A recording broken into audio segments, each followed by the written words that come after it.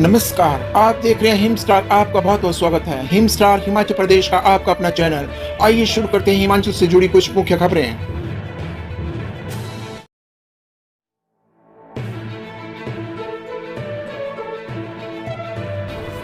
सुक्खू ने मान को लिखा पत्र, 2 मार्च को खत्म होगी शानन परियोजना की लीज कर लेंगे अपने अधीन। हिमाचल प्रदेश ने शानन पावर प्रोजेक्ट से पंजाब को अलग करने की तैयारी शुरू कर दी है। हिमाचल के मुख्यमंत्री सुखविंदर सिंह सुक्खू ने स्पष्ट कर दिया है कि इस प्रोजेक्ट की लीज अवधि समाप्त होने के बाद पंजाब के पक्ष में इसका नवीनीकरण नहीं किया जाएगा।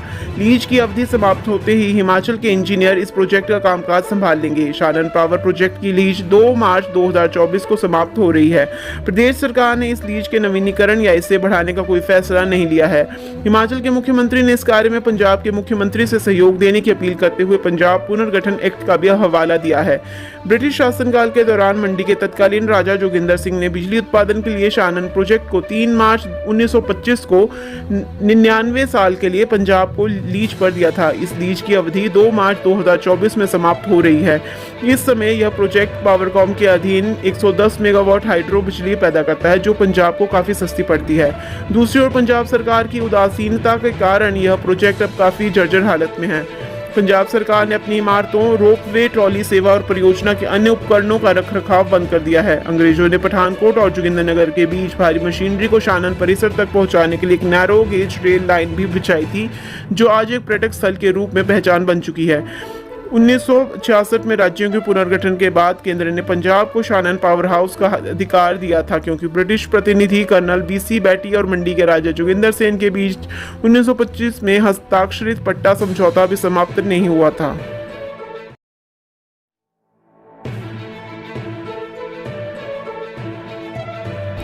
वाहन मालिक बिना जुर्माने के पंजीकृत करवा सकेंगे वाहन, सरकार ने दी बड़ी राहत। हिमाचल प्रदेश सरकार ने उन वाहन मालिकों को बड़ी राहत दी है जिन्होंने अभी तक वाहनों का पंजीकरण नहीं करवाया है। 2 पहिया, ट्रैक्टर, पोकलेन, JCB और अन्य 4 पहिया वाहन मालिक बिना जुर्माने के मौजूदा बाजार दर पर वाहनों का पंजीकरण करवा सकते हैं। मुख्यमंत्री ने कहा कि इस कदम से राज्य में हजारों लोगों को गैर पंजीकृत वाहन चलाने से जुड़े जोखिम कम करने में सहायता मिलेगी। कहा कि वाहन पंजीकरण के अलावा सरकार ने डिफॉल्टरों के लिए पैसेंजर एंड गुड्स टैक्स पर जुर्माना माफ करने का निर्णय लिया है। PGT डिफॉल्टर 30 जून तक इस सुविधा का लाभ ले सकते हैं। इसके लिए मूल राशि के साथ एक मुश्त निपटान शुल्क भुगतान कर राज्य कर एवं आबकारी विभाग से अनापत्ति और कर भुगतान पत्र ले सकते हैं। वाहन की पासिंग और संचालन के लिए परिवहन विभाग से क्लियरेंस अनिवार्य है। एक मुश्त राहत बकाया कर देनदारियों और PGT के प्रतिस्थापन के रूप में विशेष सड़क कर के कार्यान्वयन के सुविधा के लिए है। सरकार ने इस निर्णय से प्रदेश के 1,60,291 मालवाहक मालिक और विशेष रूप से छोटे और बड़े वाहनों के साथ ट्रैक्टर मालिक भी लाभान्वित हुए हैं।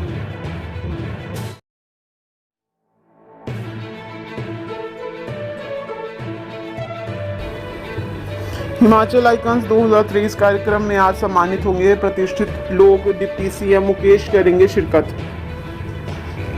हिमाचल आइकन्स 2023 कार्यक्रम का आयोजन शनिवार को शिमला के खलीनी में होगा। इसमें हिमाचल प्रदेश के प्रतिष्ठित लोगों को सम्मानित किया जाएगा। इस अवसर पर मुख्य अतिथि उप मुख्यमंत्री मुकेश अग्निहोत्री होंगे। इस कार्यक्रम के आयोजन में गोयल मोटर्स का विशेष सहयोग रहेगा।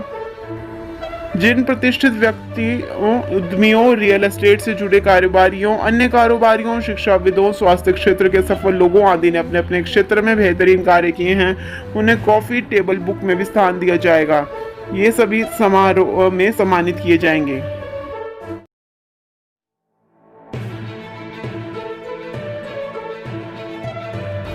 बिजली बोर्ड के कर्मियों को भी मिलेगा पुरानी पेंशन का लाभ, आज होंगे आदेश।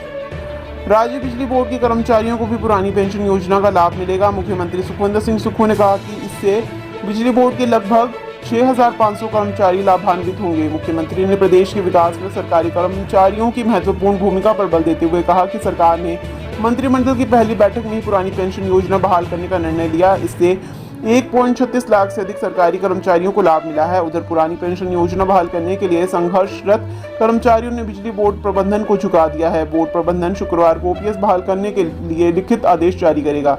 वीरवार सुबह बिजली बोर्ड मुख्यालय कुमार हाउस शिमला के बाहर ओपीएस बहाली के लिए हजारों कर्मचारियों ने प्रदर्शन किया। मुख्यमंत्री के हस्तक्षेप पर बोर्ड प्रबंधन ने कर्मचारी यूनियनों के पदाधिकारियों को वार्ता के लिए बुलाया। प्रबंधन ने 27 मई से पहले ओपीएस बहाल करने के आदेश जारी करने का आश्वासन दिया है।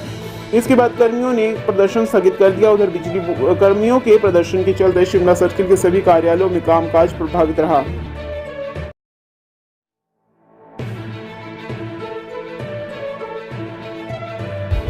परिवहन विभाग के अधिकारियों की कमेटी जारी करेगी लंबित बस और टैक्सी परमिट। हिमाचल प्रदेश के हजारों टैक्सी और बस ऑपरेटरों को बड़ी राहत देते हुए सरकार ने एसटीए का गठन किए बिना ही अधिकारियों की कमेटी गठित कर लंबित टैक्सी और बस परमिट जारी करने के आदेश जारी किए हैं। एसटीए और आरटीए के लिए सरकार की ओर से गैर सरकारी सदस्यों को मनोनीत किया जाता है। यह प्रक्रिया अभी तक लंबित है। मौजूदा समय में प्रदेश भर में टैक्सियों के करीब 3000 और बसों के 250 परमिट लंबित है। बेरोजगार लोगों ने बैंकों से ऋण लेकर टैक्सियां खरीदी है, लेकिन बिना परमिट चल नहीं पा रही। बैंकों की किस्तें चुकाना मुश्किल हो रहा है। टैक्सी परमिट के लिए क्षेत्रीय परिवहन अधिकारियों के माध्यम से परिवहन विभाग को किए गए ऑनलाइन आवेदन लंबित है। राज्य परिवहन प्राधिकरण और क्षेत्रीय परिवहन प्राधिकरण का गठन न होने से परिवहन विभाग में निजी बस ऑपरेटर के कार्य बाधित हो रहे हैं। निजी बस ऑपरेटर के अधिकतर मामले क्षेत्रीय परिवहन प्राधिकरण एवं राज्य परिवहन प्राधिकरण के समक्ष रखे जाते हैं, लेकिन दोनों प्राधिकरण का गठन न होने के कारण निजी बस ऑपरेटर परेशानी झेल रहे हैं। कुछ ऑपरेटरों ने अपनी बसें रूट परमिट सहित बेच दी हैं, लेकिन बस का रूट परमिट दूसरे के नाम हस्तांतरित नहीं हो पा रहा है। रूट परमिट हस्तांतरित करने के लिए प्रस्ताव क्षेत्रीय परिवहन प्राधिकरण के समक्ष रखा जाता है। क्षेत्रीय परिवहन प्राधिकरण रूट परमिट हस्तांतरण की अनुमति देती है। इसके अतिरिक्त कॉन्ट्रैक्ट कैरिज बसों के परमिट का मामला राज्य परिवहन प्राधिकरण के समक्ष रखा जाता है, लेकिन प्राधिकरण का गठन न होने के कारण अनेकों मामले परिवहन विभाग के पास लंबित है। अधिकारियों के स्तर पर कमेटी गठित होने के बाद लंबित परमिट जारी होने से हजारों लोगों को राहत मिलेगी।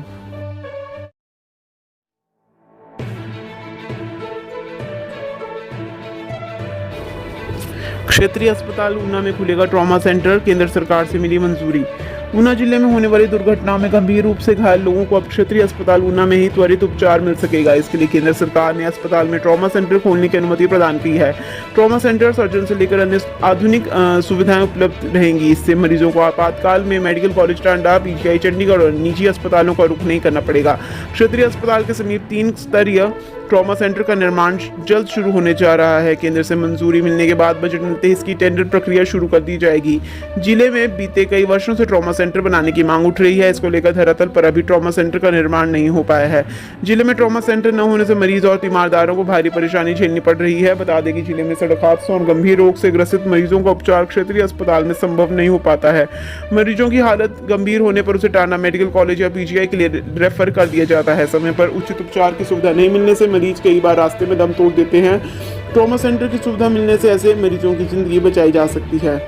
3 स्तर के तहत खुलने वाला ट्रॉमा सेंटर में 2 surgeon, 2 orthopaedician, 2 anaesthetist, 3 casualty medical अधिकारी, 25 staff nurse, 13 nursing attendant, 5 OTA, 4 radiographer और 2 लैब टेक्नीशियन सेवाएं देंगे। इससे यहाँ आपातकाल में किसी भी तरह का ऑपरेशन किया जा सकेगा। यह सेंटर जीवन रक्षक बनकर उभरेगा, क्योंकि इस सेंटर में अलग से स्टाफ मौजूद रहेगा जो कि इस तरह मामलों में निपटेगा।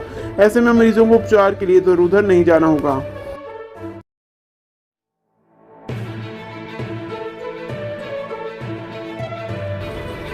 माल रोड जाने वाली लिफ्ट की टिकट के दाम हुए 2 गुना, नई दरें लागू।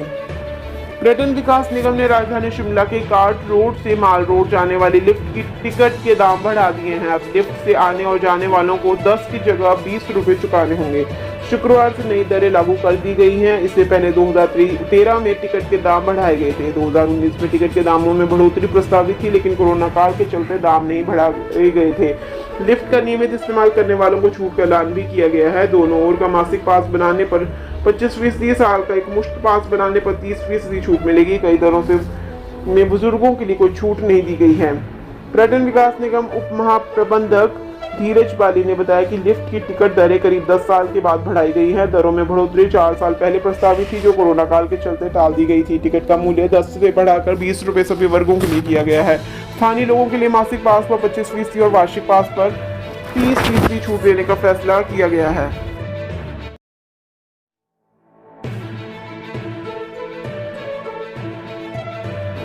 हिमाचल तकनीकी शिक्षा विभाग 11 ITI में जल्द शुरू होंगे ड्रोन टेक्नीशियन के शॉर्ट टर्म कोर्स।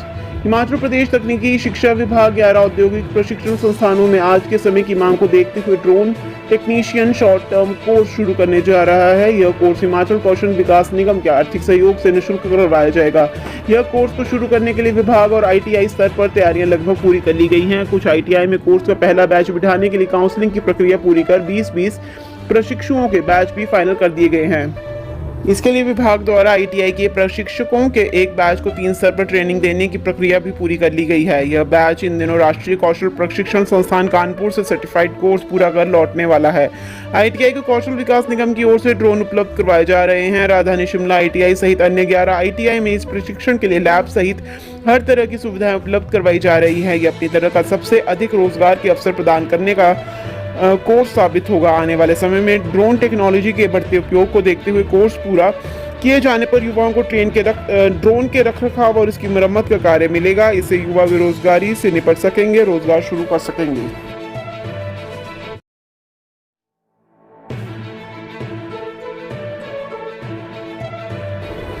निजी को टक्कर दे रहा बाल वरिष्ठ माध्यमिक स्कूल चंबा, विद्यार्थियों को गृह कार्य को दी डायरियां। शिक्षा के क्षेत्र में चकाचौंध रखने वाले निजी स्कूलों को अब सरकारी स्कूल टक्कर देने लगे हैं। सरकारी स्कूल में कुशल शिक्षकों के नेतृत्व में जहां विद्यार्थी विभिन्न प्रतियोगी परीक्षाओं में झंडे गाड़ आगे निकल सकते हैं, तो वहीं स्कूल प्रबंधन भी अपने स्तर पर बेहतर करने में जुटे हुए हैं। इसी का प्रत्यक्ष प्रमाण राजकीय बाल वरिष्ठ माध्यमिक पाठशाला चंबा में देखने को मिल रहा है। स्कूल प्रबंधन ने अपने स्तर पर अब स्कूली बच्चों को गृह कार्य के लिए डायरियां प्रदान की हैं। इतना ही नहीं, इन डायरियों में विभिन्न विषयों की कक्षाओं के संबंधी मिलने वाले कार्य की जानकारी अंकित करवाई जाती है, जिसे विद्यार्थी अपने घरों से करके आते हैं। खैर, स्कूल प्रबंधन की यह अनोखी पहल सबके लिए प्रेरणा स्रोत बनी हुई है। गौरतलब है कि स्कूल प्रबंधन की ओर से अपने स्तर पर विद्यार्थियों को निःशुल्क डायरियां प्रदान की गई हैं। इन डायरियों की विशेषता यह है कि छात्र डायरी के पहले पन्ने पर विद्यार्थी का नाम, पता, उसके माता पिता का नाम, व्यवसाय, घर का पता, माता पिता के मोबाइल नंबर अंकित करने की जगह दी गई है। दूसरे पन्ने पर छात्र जीवन के नियमों और उनके पालन के बारे में दिशा निर्देश दिए गए हैं। तीसरे पेज पर राष्ट्रगान, विजय विश्व तिरंगा प्यारा, या मालिक तेरे बंदे हम आदि कविताएं अंकित की गई हैं। चौथे पन्ने पर पंजाबी और अंग्रेजी में विभिन्न प्रार्थनाएं दी गई हैं। छठे पन्ने पर अंग्रेजी में कविताएं, जबकि 7वें पन्ने पर विद्यालय का लक्ष्य, दाखिला और फीस संबंधी नियम दर्शाए गए हैं। उसके उपरांत अगले पन्ने पर टाइम टेबल दिया गया है। विद्यार्थियों को प्रदान की गई निःशुल्क डायरियों में गृह कार्य अंकित करने के अलावा अध्यापक के हस्ताक्षर और परिजनों के हस्ताक्षर करवा कर लाने संबंधी निर्देश दिए गए हैं। खैर, स्कूल की पहल ने इसे निजी स्कूलों को टक्कर देता हुआ बना दिया है। स्कूल प्रबंधन की इस सोच का हर कोई मुरीद हो रहा है।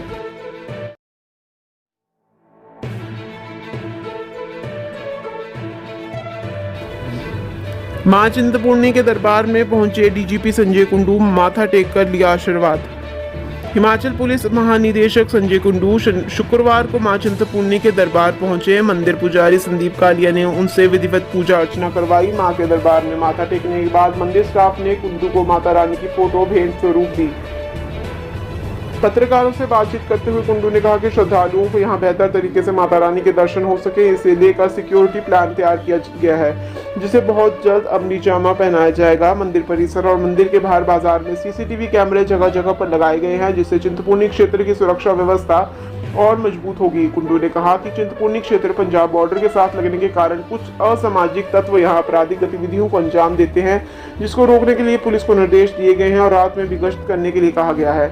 चिंतपूर्णी जिला कांगड़ा में पड़ता है और कोई क्राइम वारदात होने पर यहाँ देहरा पुलिस को आना पड़ता है, इसलिए चिंतपूर्णी पुलिस को आदेश दिए गए हैं कि चिंतपूर्णी में कोई वारदात होती है तो वे देहरा थाना के अंदर आती है, तो क्राइम पर चिंतपूर्णी पुलिस देहरा पुलिस को आने से पहले FIR भी दर्ज करे और छानबीन भी शुरू करे।